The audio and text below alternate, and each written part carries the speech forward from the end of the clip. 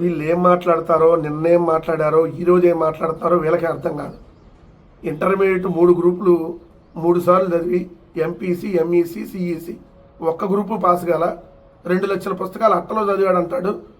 2 లక్షల పుస్తకాలు అట్టలు చదివితే మైండ్ బాక్ ఏమైంది? సో ఇక్కడ వారు చూడండి, పవన్ కళ్యాణ్ నిన్న చంద్రబాబు నాయుడు ఏదో దాదాపు 3-4 గంటలు వెయిట్ అయ్యారంట. ఇక్కడ 2.5 గంటలు అన్నారులే. జగన్ కుట్రలపై జనంలోకి అరాచకాలను కలిసికట్టుగా ఎదుర్కొందాం. మొత్తం ఇప్పుడు వీళ్ళు అనుకున్నది మొత్తం బూమరాంగ్ అయింది.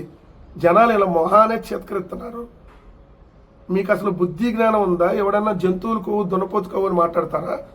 ఎక్కడైనా మీరు ఆపండి అని చెప్పి జనాలే తెలుగుదేశం, జనసేన వీళ్ళ మొహాన చేత్కరించుకున్నటువంటి పరిస్థితుల్లో ఇప్పుడు మళ్ళీ ఏదో ఒక విధంగా తప్పుడు ప్రచారం చేయడానికి కుట్రలకు తెరలేపారనేది క్లియర్గా అర్థమవుతుంది. ఇక్కడ చూడండి, జంతుకో ఉందని తేలినా బుకాయిస్తున్నారంట. జంతుకో ఉందని తేలినా వైఎస్ఆర్సీపీ బుకాయిస్తుందంట. తిరుమల లడ్డులో జంతువుల కొవ్వు, దున్నపోతు కొవ్వు ఉందని మీకు ఎవరు చెప్పారు? కొవ్వెక్కినటువంటి వ్యక్తులు చెప్పారు. మానవ జన్మలో పుట్టినట్టు ఎవడు చెప్పలా. 310 సంవత్సరాల చరిత్ర కలిగిన లడ్డులో ఎవడో కూడా కల్తీ అని మాట్లాడలా. అలాంటిది మీరు పంది కొవ్వు, గొడ్డు కొవ్వు అని మాట్లాడారు. ఇంకేం చేయాలి మిమ్మల్ని? అది లేదు అని చెప్పి సిబిఐ ఇచ్చిన తర్వాత కూడా, సుప్రీంకోర్టు ఆధ్వర్యంలో సిబిఐ రిపోర్ట్ ఇచ్చినా కూడా ఇంకా ఉందని ప్రచారం చేస్తారంట.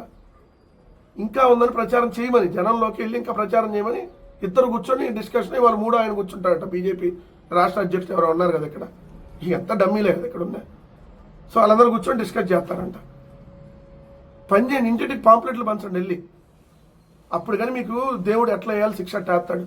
ఇంటింటికి వెళ్ళి పాంప్లెట్లు, పందికోవు ఎంత పర్సంటేజు, ఏదైతే చేప నూనె ఎంత పర్సంటేజు, గొడ్డు కొవ్వు ఎంత పర్సంటేజు, ఇన్నిసార్లు ప్రసాదం తిన్నాం, అద్భుతంగా ఉంది దాంతో మేము తిన్నది. అసలు ఏం మనుషులు, సిగ్గు శరం కొంచెమన్నా ఉండాలి కదా. మనుషులు అన్నటువంటిది మర్చిపోయినట్టున్నారు. మానవ జన్మ అనేది పూర్తిగా మర్చిపోయేట్లా మాట్లాడుతున్నట్టున్నారు. బయటేమో జంతుకో ఉందని తేలిన బొకాయిస్తుంది అంటారు, లోపలేమో కొద్దిసేపు కల్తీనయ్యి అంటారు.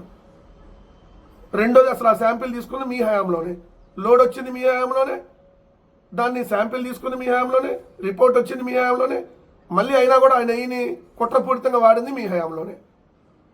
కానీ ఫేక్ ప్రచారాలకి అద్భుతంగా తెరలేపుతుంది కూడా మీ హయాంలోనే. దీని మీద కదా ముందు రాయాల్సింది. క్రిమినల్స్ మీరు 22 మంది క్రిమినల్స్ క్యాబినెట్లో ఉంటే ఇట్లానే ఉంటుంది.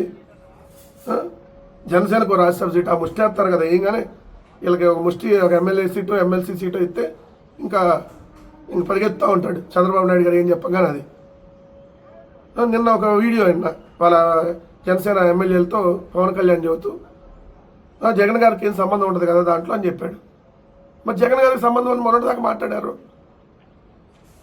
మొన్నటిదాకా జగన్ వెళ్ళి కలిపొచ్చాడు, జగన్ వెళ్ళి మొత్తం ఇంత శాంపిల్ ఉండాలని కలిపొచ్చాడు అని మాట్లాడారు కదా.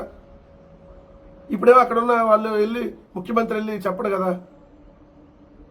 ఒక మాట మీద నిలబడండి ఇప్పటికైనా, దాని మీద స్టిక్ కాదు. తిరుమల లడ్డులో ఎటువంటి కల్తీ కలవదు. చాలా ప్రాంప్ట్గా లడ్డుని తయారు చేస్తారు. దాంట్లో వాడేటటువంటి అన్నీ ఏదైతే 3-4 సార్లు చెక్ చేసి మాత్రమే వాడతారు. కల్తీ అనేది ఉంటే ఆ నెయ్యి ట్యాంకర్ వెనక్కి పంపిస్తారు. అంతకుముందు చంద్రబాబు నాయుడు గారు 14 సార్లు వెనక్కి పంపించారు, జగన్ గారు 18 సార్లు వెనక్కి పంపించారు. మొన్న కూడా మళ్ళీ వీళ్ళు అధికారంలోకి వచ్చి నాకు వెనక్కి పంపించిన దాన్ని మళ్ళీ తీసుకొని వచ్చి వాడారు అనేది ఇప్పుడు సిబిఐ చెబుతున్నటువంటిది. అప్పుడు కల్తీ మనుషులు, కల్తీ వ్యవహారం వీళ్ళ హయాంలోనే వీళ్ళే చేశారని కదా అర్థం. దాని మీద కదా మాట్లాడాల్సింది. చంద్రబాబు నాయుడు గారి కుట్రలను జనంలోకి తీసుకెళ్ళండి. ఈ కూటమి కుట్రలు జనంలోకి ఆల్రెడీ వెళ్ళిపోయినాయి. మీరు ఇంకెన్ని రకాలుగా సమావేశాలైనా నో యూజ్.